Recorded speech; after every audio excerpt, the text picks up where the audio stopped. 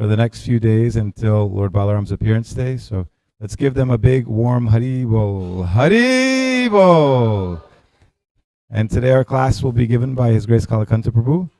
We're very grateful to Kalakanta Prabhu. He's been helping us set up our Krishna house here in Dallas, and also just been a great source of inspiration for us as a community. And some of our wonderful, like Drishta and Draupadi, have taken initiation from Kalakanta Prabhu, and we're grateful for the guidance that he gives us, and very grateful for the time that he's spending here with us. So just ask everybody to please come scoot up close so we can all take benefit of the class. If you haven't yet, please switch your phones off, and let's try to create a very nice atmosphere in here so we can all benefit nicely from this class. Thank you so much. Srila Prabhupada ki jai.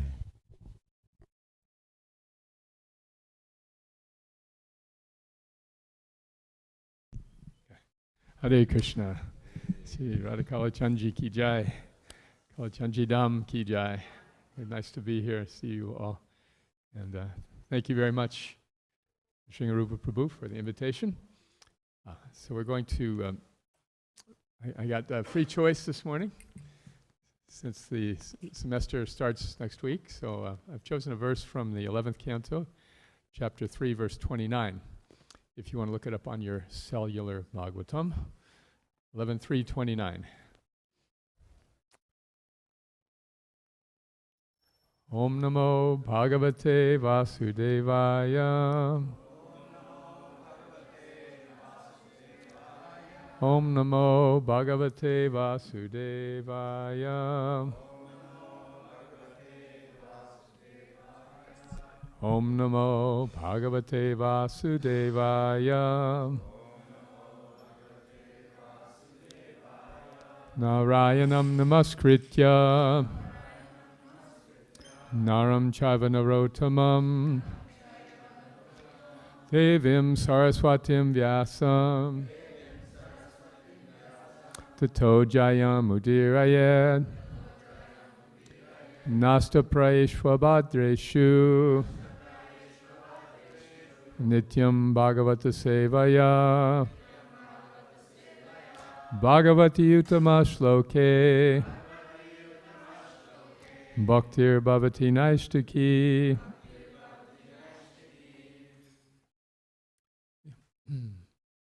Let's see, we're getting the verse up on the board. This is in the beginning of this canto in which Maharaj Nimi is inquiring from the Yogendras. And this verse has 29, 11.3.29. Yeah. This verse has a lot of relevance for our devotional practices. Evam Krishnatmanateshu Manusyeshu Chasauridam Paricharyam Chobhayatra Mahatsu Nrishu Sadhushu Evam Krishnatmanateshu Manusyeshu Chasauridam Paricharyam Chobhayatra Mahatsu Nrishu Sadhushu. Please chant. Evam Krishnatmanateshu Manusheshu Chasauridam Paricharyam Cha Ubhyatra Mahatsu Nrishu Sadhushu. Evam Krishnatmanateshu Manusyeshu Chasauridam Paricharyam Chobhayatra Mahatsu Nrishu Sadhushu. Evam Krishnatmanateshu Manusheshu chasoridam paricharyam chasayatra mahatsu tishu sadvishu evam krishnatmanateshu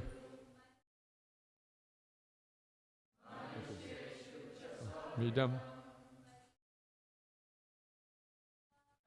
chayam chubhayatra mahatsu nishu sadhushu. Okay, synonyms. Let's see these together. Evam, thus, Krishna Atma Nateshu, for those who take Lord Krishna as the Lord of their soul. Manu Yeshu, humans. Cha, Sauridam, friendship. Paricharyam, service.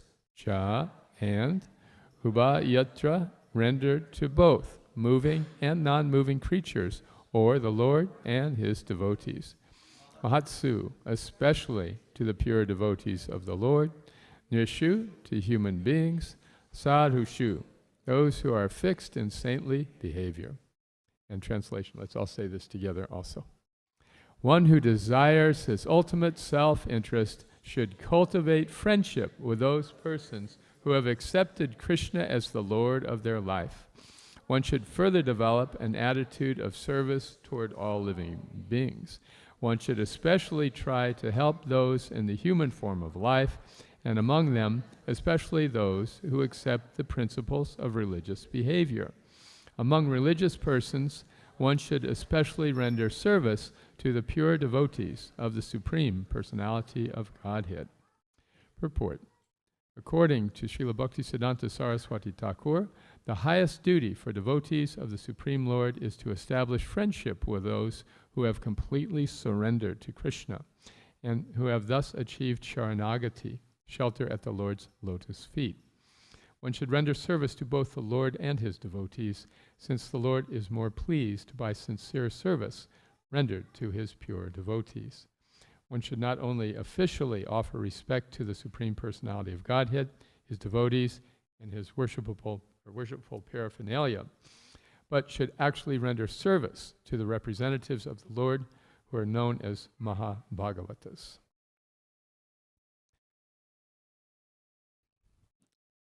Evam Krishnatma Nateshu Manusyeshu Chasauridam Paricharyam Chabhayatra Mahatsu Nishu Sadhushu. You want to know the meaning of the word sauridam? Oh, you had it. Yeah. You see it? What is it? Saurid? What is sauridam? What does that mean? A dear friend. A dear friend, yes. So hridam, I believe the root is hrit, heart. So su hrit, with heart. Sauridam. This verse talks about the three necessities for devotees. Krishna is known as the Lord of threes. What are some of the things that Krishna is the Lord of that come in threes? Okay. I wasn't thinking that, but it's a good one. The threefold bending form, okay. The three modes of nature, thank you, my favorite. That was the one I was waiting. What else? What is that? Yeah, the three aspects of God, Brahman, Paramatma, and Bhagavan. Good. What else? The three Vishnus, okay? Three Vishnu, three Vishnu, three Vishnus, okay? And what else? Okay, Satchidananda. It goes on. The three worlds, right? The three aspects of creation, right? Creation, maintenance, and destruction. So, what is that? Mind, intelligence, false ego, the three subtle elements, yes. Whoa, that's a depressing one. That's the three kinds of miseries, the three-pointed trident of Durga, right? Yes, so so many. Why three? What is special about three? Have you ever seen the old folks, older than me even, who have canes They're really having a hard time walking. So the cane not only has one point, but it has three. There's like three going out, because that gives even more stability. So the three bottoms of the cane on which devotees rest are what? Well, that's another one there. I was saying Hari, Guru, Vaishnava. Right, we in our association, we depend on the Lord, we depend on the spiritual master, and we depend on the devotees. Hari, Guru, Vaishnava. So that's what I'd like to talk about, because this is the topic of this verse. One who desires his ultimate self-interest should cultivate friendship with those persons who have accepted Krishna as the Lord of their lives. We all need friends. There was a song in the 60s, perhaps some of you remember, by Paul Simon, called I Am a Rock. I am a rock, I am an island, and a rock feels no pain and an island never cries. This was his attempt at solitude. And the very poignant song says that it didn't work. So yes, we need relationships. Why? We only exist in relationships, isn't it? If we don't have any interaction with others, how do we know who we are? How do we understand ourselves? We can't even understand ourselves if we don't interact with others. Then in that interaction, our character comes out. Our nature comes out. So this verse describes the three types of healthy relationships that every devotee needs. To be healthy physically, we need three types of nourishment. What are those three? We need protein for sustenance, for strength. We need carbohydrates for energy, and then we need vitamins and minerals for all of the trace functions of the body, right? So in the same way, we need to have three levels of sangha. We need to have, we need, first of all, to have someone in our life who is more advanced, who is our mentor, who is our teacher, somebody to whom we look up, somebody to whom we can ask relevant questions and get help. Do you remember the story of Duryodhana from the Mahabharata? So, Drona challenged his two chief students, Yudhisthira and Duryodhana, and he said to Duryodhana, go out and find somebody who is superior to you and bring that person back to me. And then he said to Yudhisthira, go out and find someone who is inferior to you and bring that person back to me. So at the end of the day, Duryodhana came back and said, I looked and looked, I just couldn't find anybody superior to me. And then Yudhisthira came back also empty-handed. He said, I saw some man who was hitting a cow. I thought, okay, I would never do that. But then I followed him home, and I looked in his window, and I saw that his wife was feeding him Ekadasi prasadam on Ekadasi. So I knew, no, he's my superior. So I couldn't find anybody. So Dronacharya said, Yudhisthira, you are fit to rule the world. And Duryodhana, you are fit to be eaten by jackals. He could not find anybody better than him. So we learn by having a mentor, we learn so many valuable things. The first of which is that we're not the center of the universe. That is so important. This whole material world is really built around that idea, isn't it? That we were with Krishna in the spiritual world, and we just, not necessarily in a very vindictive way, we just had the passing thought, what would it be like to be Krishna? Krishna's in the center, and it's so nice. Well, I wonder what it's like to be Krishna. And then that's enough to get our plane fare to Dallas. You know, it's just starting the rarefied atmosphere of the soul coming from the spiritual world is entering as Lord Brahma, and then quickly going down to the creations that he's making on the various species of life. So we have to work our way all the way back up, all the time thinking we're the center. So at the human life, we have this junction. Now we have a chance to understand our options. And the Bhagavad Gita teaches us, Tadvati pranipatena pariprashnena sevaya. Lord Krishna says, if we want to use the human life to end this repetition of birth and death, then approach a spiritual master. And two things that we have to do when approaching the spiritual master, which are inquire submissively and render service. So this verse, it talks about service in every aspect, in all three levels of relationships. Our mentors, our peers, and then our students or dependents or those who we're trying to help. These three levels of relationships must be there for a healthy devotional diet.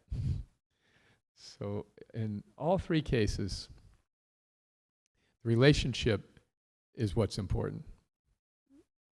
In terms of our mentor, the relationship is sustained by communication, it's sustained by service, and it's sustained by genuine dependency and desire to be trained. You know, if we don't think we have anything to learn, what is the point of having a teacher? Right? So the mentor relationship is based on a recognition that I need help in my life and my development. The friendship relationship is all based on feeling a joyful connection with those with whom we serve. There's a sense of camaraderie that comes from going through difficult times together, isn't it? And when we share experiences with others, when we see others growing and we grow with them, there's an unbreakable bond. I have this wonderful friendship with Sesha Prabhu. Sesha Prabhu and I met 50 years ago. And we have, all these years, we have maintained a connection based on our experience as young men. We did a lot of adventures, had a lot of adventures together, selling books. And one time we were driving a van back from, we had to drive a van from Washington, D.C. to Los Angeles. I'm sorry, it was St. Louis, actually. We went to a conference in St. Louis for academic professionals in religious studies. We showed Prabhupada's books, and then we were to drive the van back. So on the way, the van broke down. And it broke down in the middle of the desert, somewhere in Arizona. And we had no money. We had just enough money for gas to get to Los Angeles because the BBT was so very generous. So we went into this gas station repair shop, and we told them our situation. They said, all right, you can go out and pick up garbage in our 2-acre lot for 3 hours in the hot sun, and then we'll fix your car and you can go. So that's what we did. We pulled in bags full of trash, and they fixed the car, and then we were driving back. And then we both realized we had the cash box from the sales at the conference the whole time. We didn't even think that was our money. That was Prabhupada's money. We didn't even think to use it. That's how stupid we were. Anyway, but adventures like that create a heart or a brain, depending. But those adventures create a bond that has sustained us. So, as Bhakti Tirtha Maharaj used to say, be nice to the people around you because they are the ones who are going to be with you when you're dying. So it's the suradam, the friendships that we build with each other are the joyful part of our relationship tree, our options. Then the third part is the instructing or helping those who are in the human form of life, and especially those who accept the principles of religious behavior. That's the mature stage of bhakti. It begins with accepting a mentor. It is nourished by making friends with the devotees, but then in the mature stage we help others. So from helping others, we learn patience, we learn compassion, we enrich our own spiritual life in so many ways. So in all three cases, the relationship is what's important. So let's go back a little bit, if we may, just talk a bit more. First about the mentor relationship. I'm going to talk about it from two angles because we not only need a mentor, but as we mature, we'll become mentors. Okay? So the mentor relationship is based, as we said, questions, appropriate questions, and service. So this is really important to understand, that it is okay to question authority. I grew up in that generation in which that bumper sticker was on many cars, question authority. So questioning is meant to be relevant. They have to be relevant questions. So that means if we are having some doubt or uncertainty about what our leader is doing, we need to direct that question to the leader. What tends to happen is, I don't want to bother or even risk asking my leader that question, my teacher, my authority, my guru. I don't want to ask that question because it might be offensive. Therefore, let me talk to 10 other people about it. See, right? This is a big mistake. All we need to do is learn the art of asking questions in a respectful way. And this applies all up and down the ladder, whether it is mentors or friends or students. And how do we ask questions in a respectful way?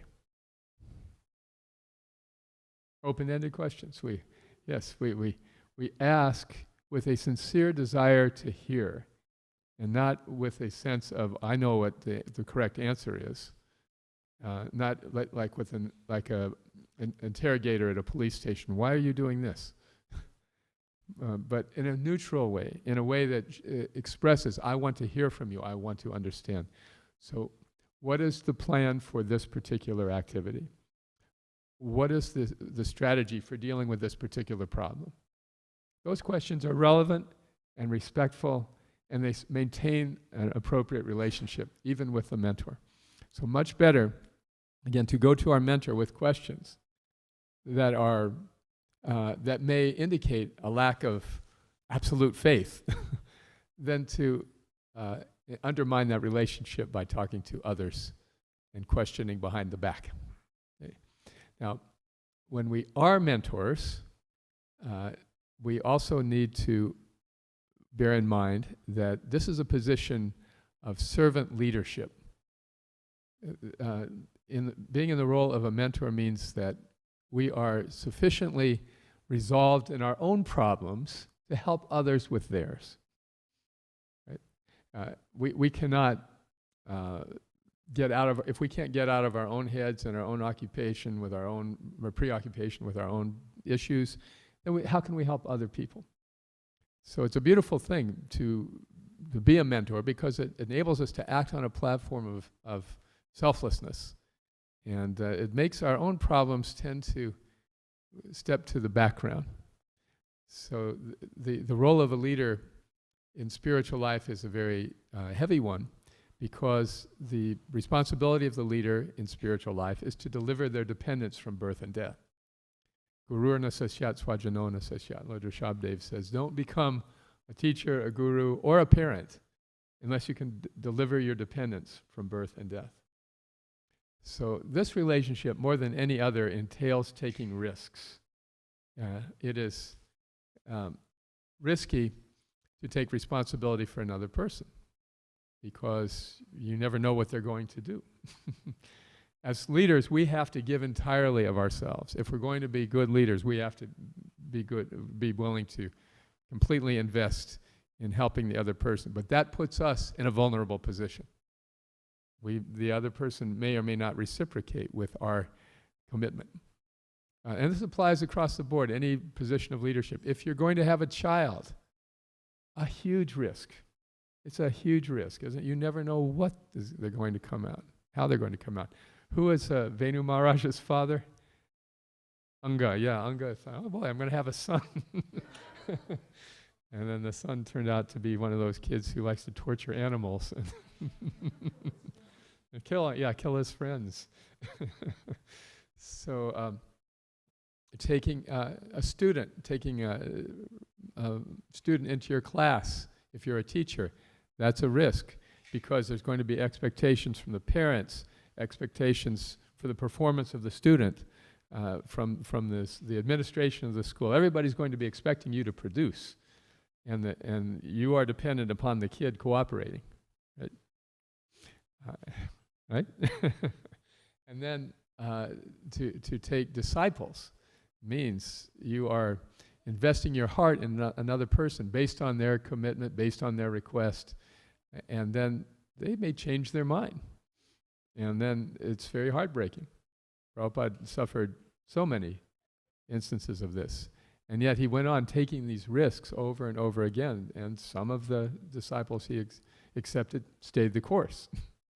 So being a mentor is risking getting your heart broken in many ways. And yet, this is the expression of mature spiritual life. When we're in a position or we're willing to put ourselves on the line, so to speak. So we should know that even if we try and help somebody unsuccessfully, that effort is very pleasing to Krishna. Chatasmin manuseshu kaschanme priyakritama. Krishna says in the Gita that no one is more dear to me than one who tries to help others understand Bhagavad Gita. So even if we fail, it is a great service to Krishna. And Krishna is, there's no failure, therefore, especially in that particular service. So if we have a mentor, therefore, let us treat the mentor with some appreciation. Here's somebody who's putting themselves out to help us. So this allows us to maintain a respectful relationship. There's no material reward in most cases for being a mentor, for being a parent, for being a guru, for being for helping somebody. There's no material return, right? I mean, people, maybe there's life coaches who charge $100 an hour or whatever, but that's not us. So that's any questions about mentorship, either being or taking a mentor, Kunti Prabhu? Okay. All right. How's our time?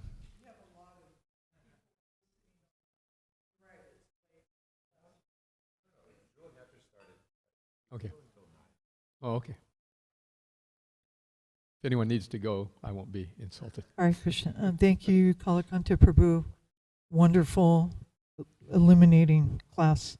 The thing I'm noticing is if you try to do service like helping others, then repeatedly I see within our society, our ISKCON society, that people are shot down. They're criticized, they're maligned, they're blasted on the internet, they find fault. So it's, I just read something by His Grace Nityananda Chandra about Srila Bhakti Siddhanta Saraswati, how he wrote about Dhenukasura. So not only could Dhenukasura could not enjoy the fruits of Talavan, but then he wouldn't let anyone else enjoy the fruits either. And Srila Bhakti Siddhanta said we have to fight against this ass-like donkey mentality. Very good point. Yes, that each of the demons represents one particular bad quality, isn't it? So in this case, it's just enviousness. Prabhupada gave the example of the two men who are talking, and one of them says, "Did you hear our friend has been elevated to a high court judge?" "No, it's not possible." "Him? Yeah, I saw he's wearing the robes." "Well, he may have the robes, but he's not getting a judge's salary." So this is the envious mentality. If somebody takes a leadership role, it is a fact that it is a polarizing step. And some people will like you and some people will hate you. And some people will feel you're not qualified and like to let you know about it. So we know we're not qualified. We're not qualified to be spiritual leaders in any respect, except that this is a service that we are ordered to do by Chaitanya Mahaprabhu. He didn't make any discrimination. Yari taha tari kaha Krishna upadesh, amara gyai guru hoy tara edesh. Whomever you meet, tell them about Krishna. In this way, you become a spiritual leader. So, very good point, Kunti. Prabhupada said, in fact, that if you don't create enemies, then you're not preaching. Isn't it? If you don't want to be criticized, simple formula, just don't do anything. No one will criticize. Okay, any other points about mentorship? Accepting or being one? Yes, Keely.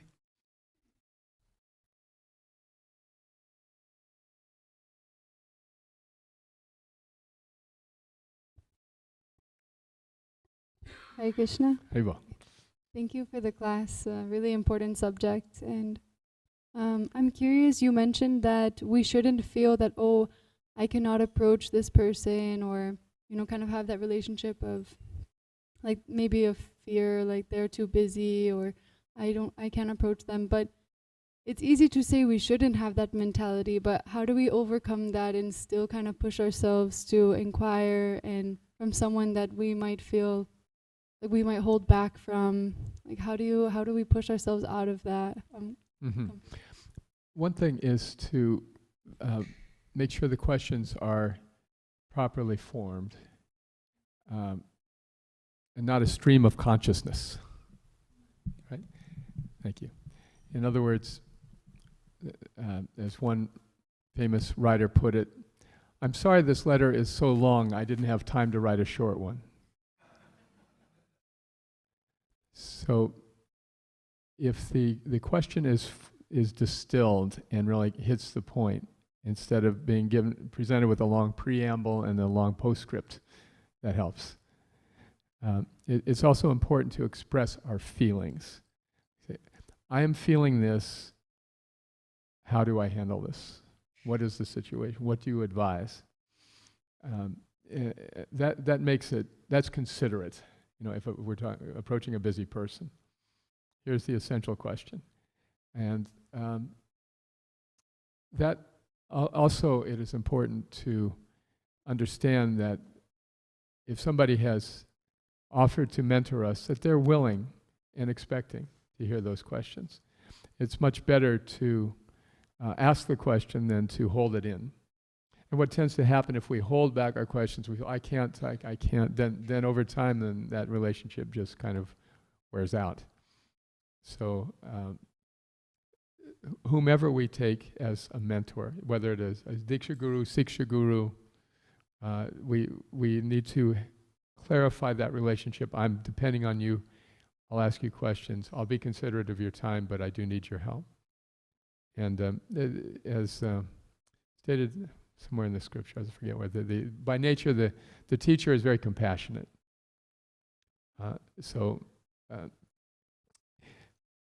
You know, I really do appreciate that question. I was thinking about many of us who were initiated by Srila Prabhupada were kind of coached like that. Don't talk to Prabhupada. Don't write him letters, right?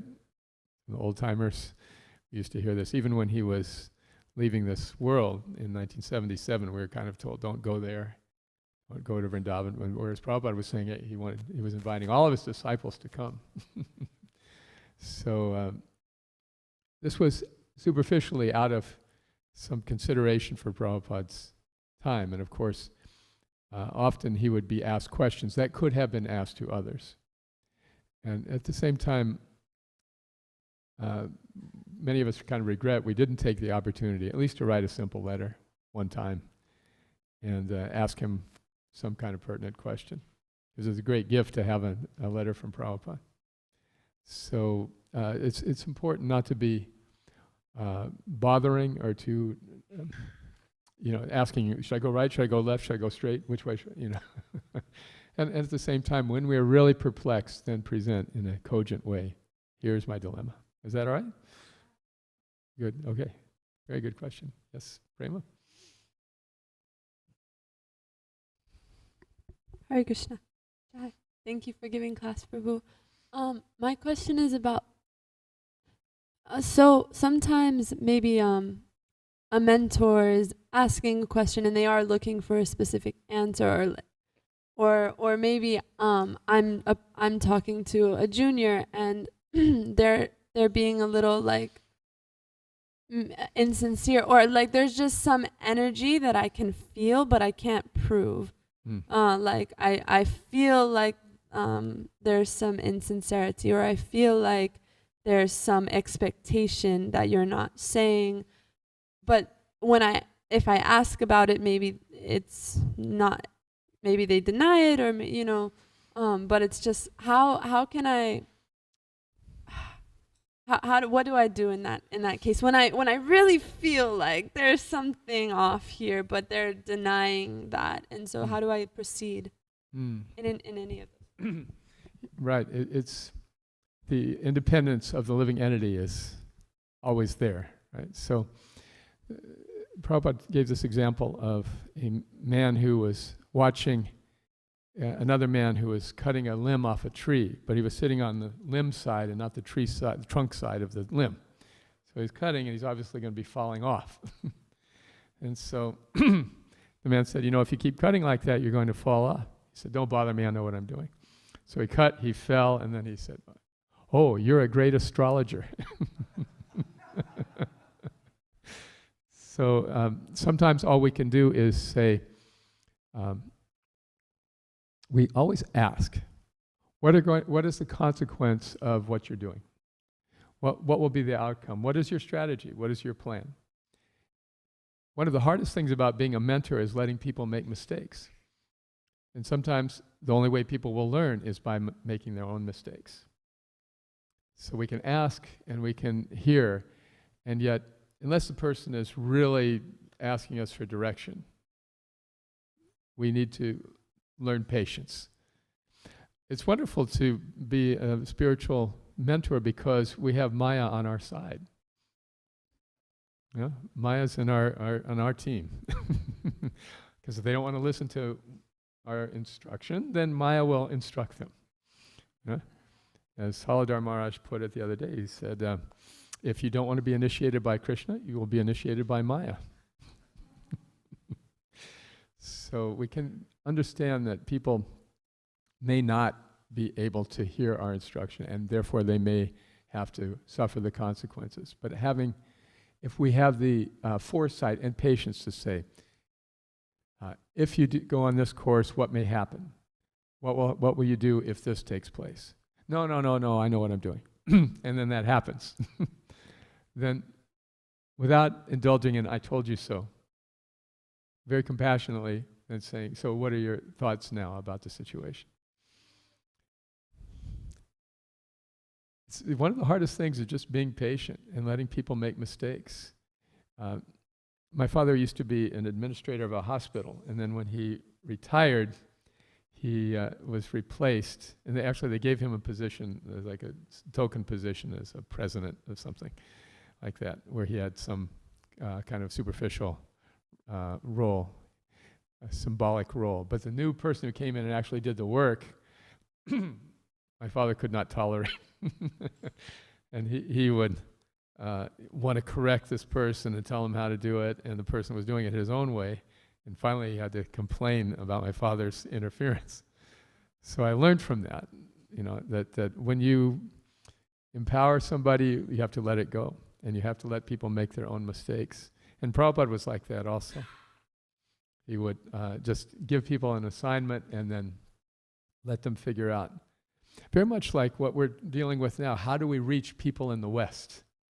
He would delegate. Now you all figure it out. You're from the West, you figure it out. So patience and compassion and allowing people to make their own mistakes. I think I'm addressing your question. Yeah. You know something's wrong, but you let them do it anyway. You bring it up, but you have to.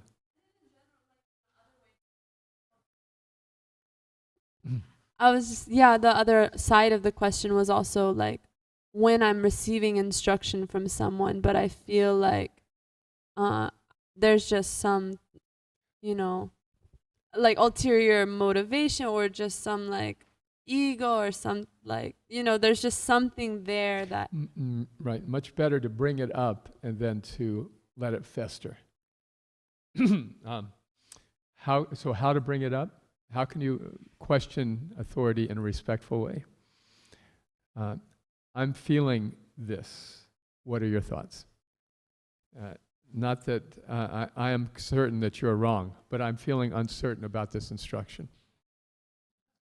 I also have the experience, like, what if I present that and then they tell me their side of things and I still just don't, I don't feel it? Yeah, so better to be straightforward. Yeah. I'm hearing you, but I'm still not feeling it. Yeah. What do you think? See, again, the role of the leader is selfless. What is actually good for the person, for my dependent, not what is good for my program, but what's good for this person.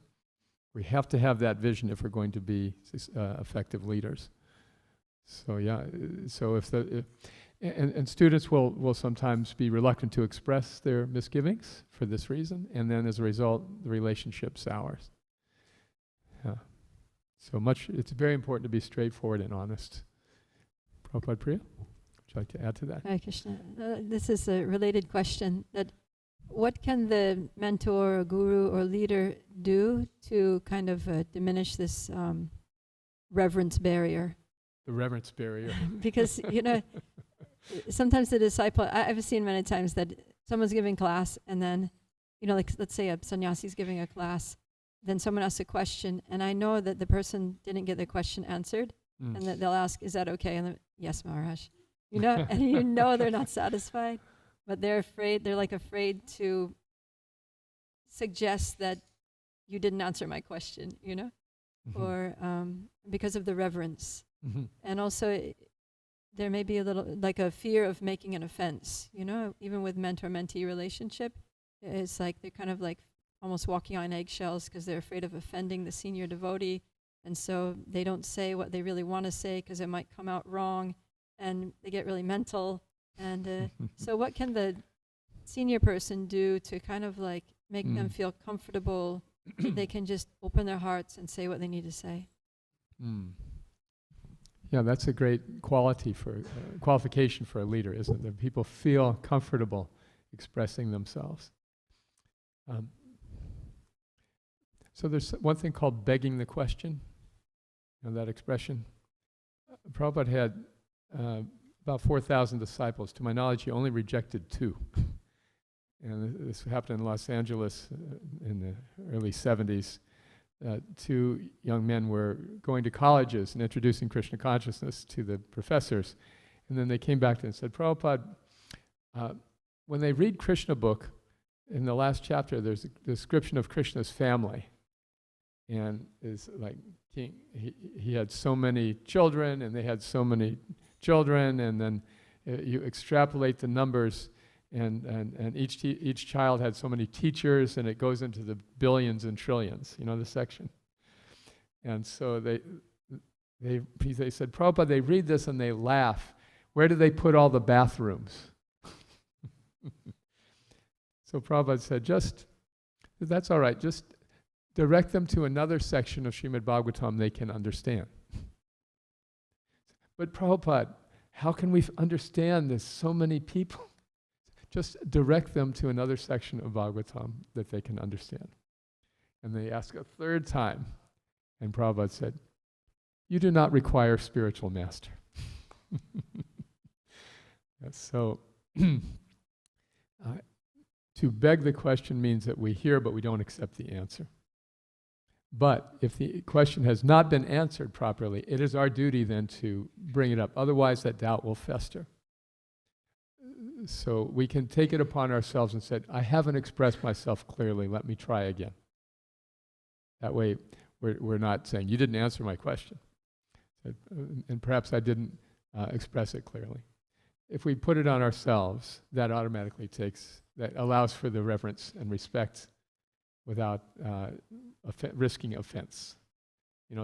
This self-deprecation, this word, self-deprecating expressions mean I am responsible. I'm the one who's obviously not expressing myself clearly here. But I didn't get the question answered. We need to be determined. If we have a question that's relevant, we've got to get an answer. And it's up to us to keep trying until we do. But if we get the answer and we don't accept the answer and we just keep, then that's an offense. That makes sense? Am I answering your question? Maybe I didn't express myself clearly. I guess what I was more interested in is what can the senior person do to make the junior person feel comfortable in the mentor-mentee relationship? Right. This is the challenge for spiritual leadership, because part of being in spiritual life means humility. Right? So the role of the spiritual leader is a role of humility. It is a role of servant leadership, as Bhakti Tirtha Maharaj writes so eloquently. If we're not in the mood of servant leadership and we're not communicating that, if we don't have a sincere desire to help others, we shouldn't take leadership roles. If we're taking a leadership role only for our own dan pratisht puja, for our own recognition or enhancement of our ego, then we will not be successful as leaders. If we're creating an impression on others that you can't question what I say, I'm the leader, then people will not follow us very much. See, so it's really, if a leader is creating that image or that impression, that's a fault on the leader's side.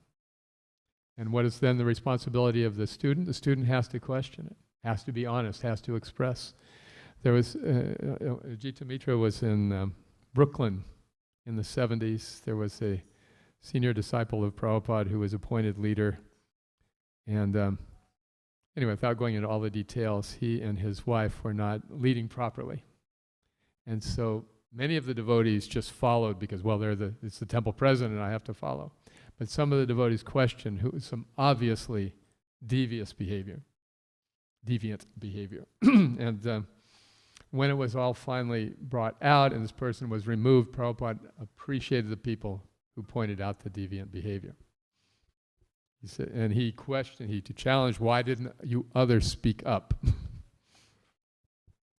So it's not humble to repress our feelings, especially if we have some issue of trust in a leader. It's not humble, nor is it wise to talk to other people about it.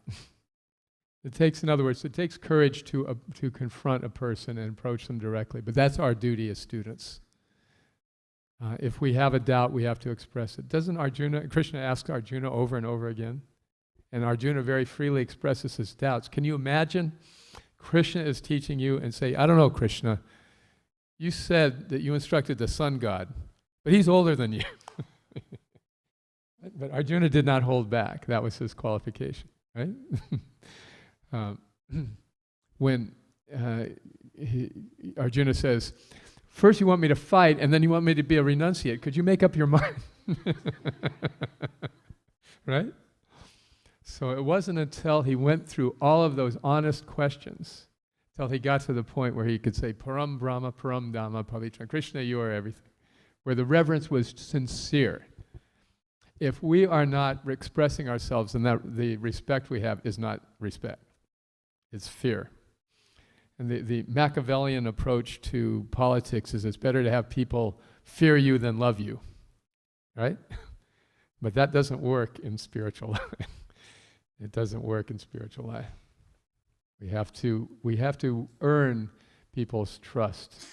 So leaders can do that in many ways, by taking similar responsibilities that we're asking others to take, by being willing to do whatever we're asking others to do, by genuinely trying to understand, is this service working for you? Are you happy? How can I help you?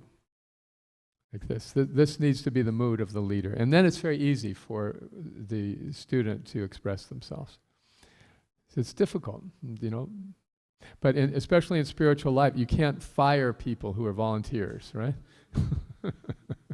So you have to win their trust and earn their trust and keep their trust by genuine care. So but there's responsibilities on both sides. Student has to be straightforward. The leader has to be sincere in wanting to help.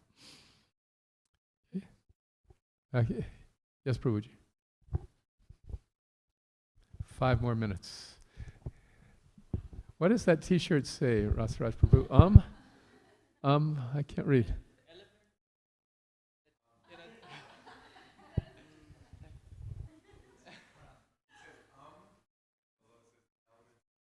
Oh, okay.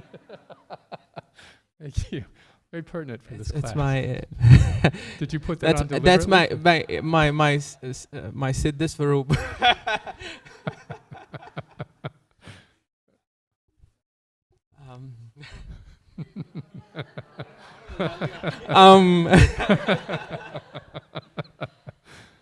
So we do get into a situation where sometimes this rhetoric of helping others kind of gets us into this mood. We have this hat on or T-shirt on, whichever way you want to go with it, of being a mentor. Of being a mentor, yeah. Yes, and that happens really quickly. As soon as you get in, as soon as we join Krishna consciousness, we are told, okay, you need to go out and help others and preach and stuff like that. And we have that hat on us. We completely forget that we actually were in a difficult situation. We are in a difficult situation. We actually need help also. To the extent that we become deprived, if I may, of our own compassion at some point of time. We have a little bit of that, but we are so much in that mode that we forget that there are 3 levels. And even the middle layer, essentially, we completely forget about it. That there has to be friendship. Even between friends, there is the discussion is always about how you are helping the other person rather than a genuine opening of the heart. So the question is really how as and in your opinion, as a society, how do we balance that? Because both those aspects are important, that we are required to express the compassion which comes through Srila Prabhupada, through our spiritual masters. At the same time, be able to detach ourselves from that responsibility in a healthy way that can allow us to be nourished properly without getting deprived, without losing that intensity. Does that? Yes, I understand. In other words, we take a role of leadership. How do we maintain our own spiritual health? How do we make sure we don't believe our own reviews, as they say, right? There was a cartoon in the New Yorker years ago. There's a scraggly, bedraggled man climbing up the side of a cliff, and on top of the cliff, the plateau, there's a wise yogi in meditation. And the scraggly man says to the yogi, "When I was 25, I made my first million. When I was 30, I was CEO of 4 corporations. And now I've left it all behind. I've come here to the Himalayas, and I want to become the best damn guru in the business."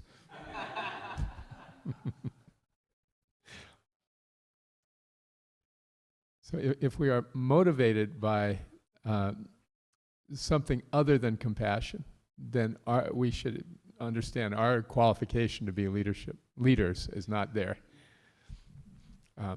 If we become leaders and we lose our friends, if we don't have friends are those who are going to speak to us and correct us and point out how we have changed.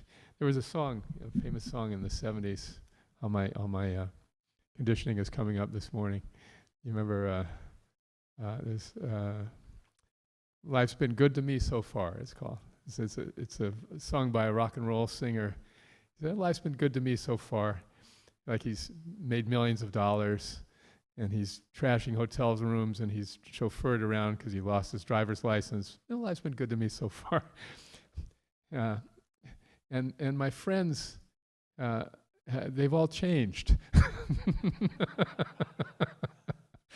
So, you remember this song? Very good. Anyway, that's if we don't maintain the friendships, that's a sign that we're probably not qualified yet to help others.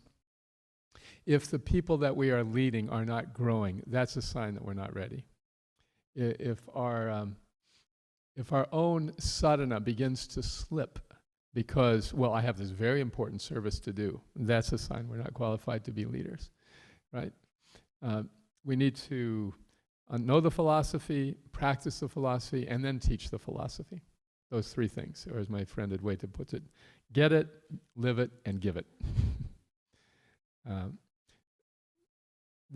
We start with spiritual inquiry and practice, and then we get a little taste for the holy name, and then jiva doya comes last, and compassion. If we're motivated by compassion, that is, then we'll be successful. So that in our sangha, it is palena parachiyate. We judge. People are successful in leadership roles. That means they're acting out of compassion. And if they're not successful, if it's not growing under their care, then that's a sign that they have some other motivation. So we can, as far as possible, engage ourselves and then ask others. We ask our friends, do you think I'm getting puffed up? Is this going to my head? It's very helpful to be married. Right? That's the duty of the spouse, right? So I said to my wife the other day, yes, dear, you were right. And she said, yes, I know. About what?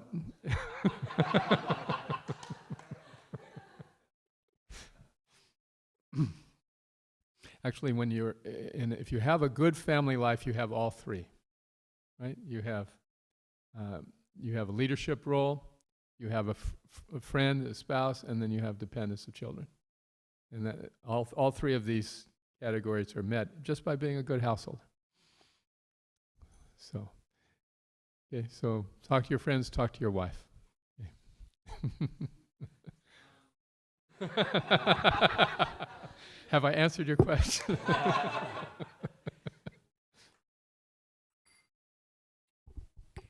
Okay, it's 9 o'clock though.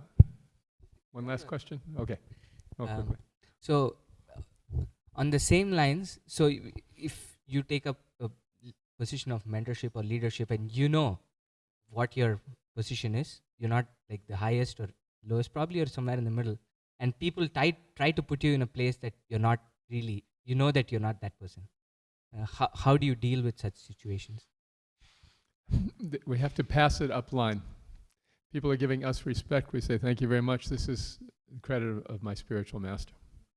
And just like the postman doesn't open the mail and take a commission. So we just are transparent via medium. Then we remember our position is quite insignificant. It's important, but all we have to do is accept and pass through. Okay? Then we can take more and more responsibility. Jai, Srila Prabhupada ki jai, Shri Radha Kalachandji ki jai. Thank you very much. Hare Krishna.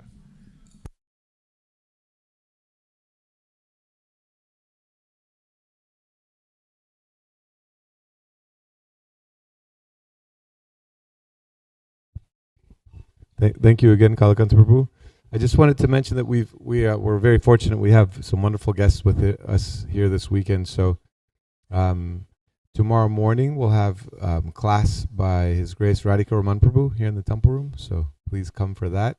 And then our Sunday evening class will be given by His Grace Kalakanta Prabhu, His Grace Radhika Raman Prabhu, and His Grace Rupeshwar Gaur Prabhu from Nepal. So we'll have a nice panel class by 3 devotees about Lord Balaram, the original guru, and the importance of a spiritual master. So that'll be tomorrow evening. And then, of course, Monday we have Balaram's appearance day. And the morning class Monday will be given by His Grace Kalakanta Prabhu as well. So lots of festivities coming. And then tonight there's a Janmastami in Keller. So if you're not aware of that, please feel free to join that as well. Jai.